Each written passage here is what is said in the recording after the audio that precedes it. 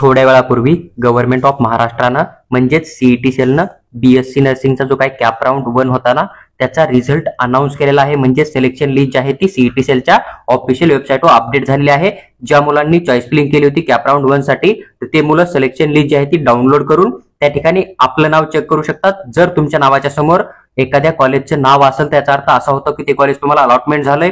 Then जर तुमच्या नावाच्या समोर कॉलेजचं नाव नसेल आणि चॉईस नॉट अवेलेबल असं मेन्शन असेल तर तुम्हाला कुठल्याही प्रकारे कोणतीही सीट अलॉटमेंट झाली नाही याचा अर्थ असा होतो. आता पहा आपल्यापाशी 2 कंडिशन बनताय. फर्स्ट कंडिशन की एक मुलगा असा आहे की ज्याच्या नावासमोर कॉलेजचं नाव आहे त्याला सीट भेटली तर मग त्याला पुढे नेमकं काय करायचंय, आणि दुसरा मुलगा असा आहे की ज्याच्या नावासमोर चॉईस नॉट अवेलेबल आहे तर त्या मुलाला पुढची प्रोसेस कशी करायची. तर हे दोन्ही डाऊट जे आहेत ना मी छोट्याशा व्हिडिओमध्ये तुमचे 100% सॉल्व्ह करेल. आणि अजून एक महत्त्वाचा डाऊट असा आहे की काही मुलांना सीट अलॉटमेंट झाली पण त्यांना जे आहे ते सेकंड किंवा थर्ड राऊंडला पार्टिसिपेट करायचंय. तर हा तिसरा डाऊट पण मी तुमचा छोट्याशा व्हिडिओमध्ये 100% सॉल्व्ह करेल. सगळ्यात अगोदर महत्वाची गोष्ट आहे आपण चर्चा करणार आहोत की ज्या मुलांना कॅप राऊंड 1 मध्ये अलॉटमेंट झालंय त्या मुलांनी नेमकं काय करणंय. तर सगळ्यात अगोदर ज्या मुलांना सीट अलॉटमेंट झालंय ना तर त्या मुलांना 14/8/2025 पर्यंत जे कॉलेज भेटले त्या कॉलेजमध्ये आपल्या कॅटेगरीनुसार ओरिजिनल डॉक्युमेंट त्याचबरोबर कॅटेगरीनुसार जेवढी फीस आहे ना तर तेवढी फीस चेक किंवा डीडीच्या फॉर्म मध्ये घेऊन जाऊन संध्याकाळी 5:30 वाजेपर्यंत ऍडमिशन करणे. कुठल्याही प्रकारे हॉलिडे नसणारे सुट्टीच्या दिवशी जरी गेलात तरी तुमचं ऍडमिशन 100% कंप्लीट होणार आहे.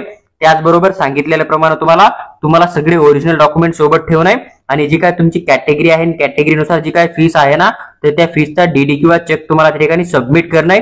जर बँक बंद असतील तुम्ही चेक देऊ शकतात. ज्या दिवशी बँक चालू होईल त्या दिवशी तुम्ही डीडी बनवून डीडी कॉलेजमध्ये सबमिट करून तुमचे चेक जे आहेत ते रिटर्न घेऊ शकता. ही गोष्ट लक्षात ठेवा. तर हे झालं पहिली गोष्ट की विद्यार्थ्यांना कॉलेज अलॉटमेंट झाला असेल तर तुम्हाला एवढी प्रोसेस करणे. आता याच्यामधून दुसरा एक डाऊट होता तुमचा की आम्हाला कॉलेज भेटलंय पण आम्हाला ते कॉलेज नकोय, आम्हाला अजून सेकंड किंवा थर्ड राऊंडला जायचंय. तर विद्यार्थ्यापाशी एक ऑप्शन बनतो तुम्हाला जे काय राऊंड 1 मध्ये कॉलेज भेटलंय ना तर ह्या कॉलेजला तुम्ही जॉईन करणार आहे. जॉईन करून त्यांना सांगणार आहे की सर आम्हाला अजून एक राऊंड खेळणं आहे, मग आमचं कॉलेज आम्हाला जे आहे ते बेटरमेंटसाठी इलिजिबल करा. मग कॉलेज तुमचं स्टेटस जॉईन करेल, रिटेन नो करेल आणि तुम्हाला एक मेसेज येऊन जाईल इनबॉक्स मध्ये की विद्यार्थ्यानं कॉलेज जॉईन केलंय आणि रिटेन्शन फॉर्मला नो केलंय. तर मग त्या कंडिशन मध्ये तुम्ही सेकंड थर्ड राऊंडची चॉईस फिलिंग करून त्या ठिकाणी एलिजिबल राहू शकता.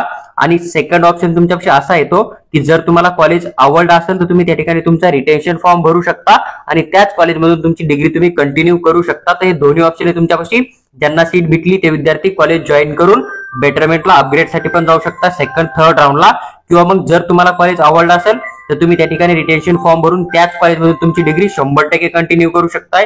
तर ज्या मुलांना सीट अलॉटमेंट झालं त्या मुलांना 14/8/2025 पर्यंत कॉलेजमध्ये जाऊन जॉईन करून बेटरमेंटसाठी अप्लाय करणे किंवा मग इन केस कॉलेज आवडलं तर रिटेन्शन फॉर्म देऊन त्याच कॉलेजमधून तुम्ही तुमची डिग्री कंटिन्यू करू शकता. हे झालं ज्या मुलांना सीट अलॉटमेंट झालंय त्या मुलांसाठी. आता सेकंड ऑप्शन असा आहे की ज्या मुलांना सीट अलॉटमेंट झालंय पण त्यांची कॅटेगरी वेगळी आणि त्यांना अलॉटमेंट ओपन मधून झालंय तर त्या मुलांना फीस किती लागणार.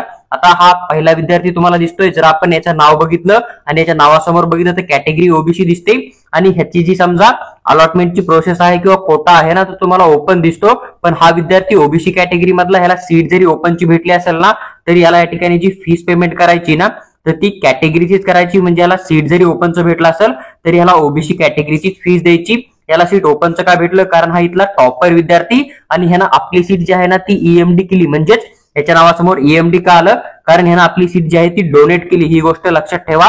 आणि ह्यानं ही सीट डोनेट केली तर ही सीट खाली जाऊन ओबीसी कॅटेगरीतला कुठला ना कुठला मुलगा जो आहे तो रिसिव्ह करणार आहे.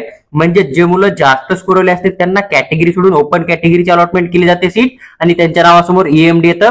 म्हणजेच त्यांनी आपल्या कॅटेगरीची सीट आपल्या कॅटेगरीमधल्या कमी स्कोरल्या मुलांना डोनेट केली याचा अर्थ असा निघतो. त्यानंतर जर आपण खाली बघितलं तर तुम्हाला ईएमआर जसं बघायला भेटेल. हा ठिकाणी बघू शकता तुम्ही इथं ईएमआर आहे. म्हणजेच हा विद्यार्थी जो आहे तो याला कॅटेगरीची सीट अलॉटमेंट होत नव्हती पण वरती त्या मुलांना सीट डोनेट केली. मग हा मुलगा जो आहे तो याला कॅटेगरीची सीट मिळत नव्हती पण त्याने ती सीट डोनेट केली म्हणून याला ही सीट या ठिकाणी भेटली. म्हणजेच ज्याच्या नावासमोर ईएमडी असेल त्याने स्वतःची सीट डोनेट केली स्वतःच्या कॅटेगरीला आणि ज्याच्या नावासमोर ईएमआर असेल ना त्याने ती डोनेट केलेली सीट जी आहे ती रिसिव्ह केली. याचा अर्थ असाच होतो. आणि तुमच्या नावासमोर ज्या कॉलेजचं नाव आहे ते कॉलेज तुम्हाला भेटलं त्याचा असा मिनिंग येतो. जर इन केस तुम्ही लिस्ट थोडी खाली घेऊन बघितली तुम्हाला असं पण दिसेल की काही विद्यार्थी असे की त्यांच्या नावासमोर चॉईस नॉट अवेलेबल आहे. आता हा स्टुडंट बघू शकता त्याच्या नावासमोर चॉईस नॉट अवेलेबल आहे म्हणजे याला कुठल्याही प्रकारे जे आहे ते सीट अलॉटमेंट झालेलं नाहीये.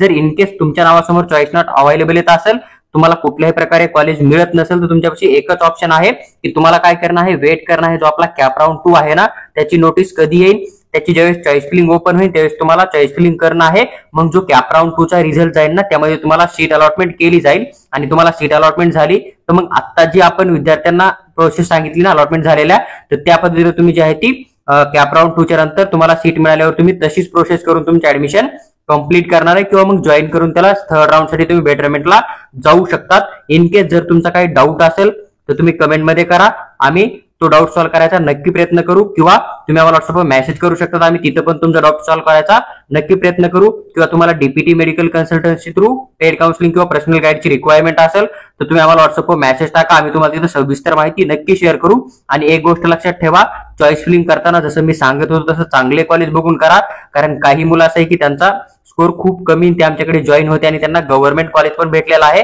अगदी 55 ते 60% पण त्यांना एक GMC government BSc nursing college allotment झालेला आहे राज्यामध्ये राऊंड 1 मध्ये. ही गोष्ट तुम्ही लक्षात ठेवा. हा पहा एक इन्फॉर्मेटिव्ह व्हिडिओ मी तुमच्याबरोबर शेअर केला आहे. व्हिडिओ जर आवडला असेल तर लाईक करा आणि चॅनलला सबस्क्राईब करून आमच्यासोबत जोडून राहा किंवा आमचा टेलिग्राम ग्रुप जॉईन करा. आम्ही तिथे तुम्हाला येणारी प्रत्येक अपडेट डिटेलमध्ये एक्सप्लेन करून नक्की शेअर करू.